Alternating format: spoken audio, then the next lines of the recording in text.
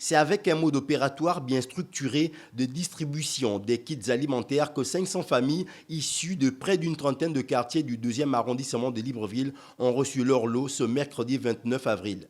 Une opération supervisée par la directrice générale de la promotion de la femme et du genre. On a identifié toutes les familles vulnérables et on leur a demandé dans l'après-midi de hier de venir ici à 14 h pour recevoir leur kit. Et l'effectivité est là, ils sont en train de recevoir leur kit. On n'a pas voulu le faire au cocotier, toujours pour des problèmes de violence. Vous voyez que nous sommes encadrés par les forces de l'ordre et ça se passe très bien. Hier matin, mardi, mes équipes étaient sur le terrain à 7h30. On a pu travailler calmement. On a enregistré près de 500 familles. Nous leur avons fait rendez-vous pour 15 h hier après-midi. Ils sont venus.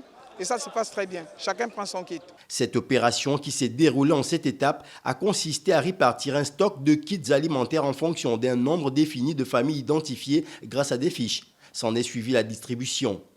Je confirme que tous les quartiers du 2e arrondissement ont été touchés, impactés. Je ne dis pas que toutes les populations ont été impactées parce que c'est une œuvre humaine.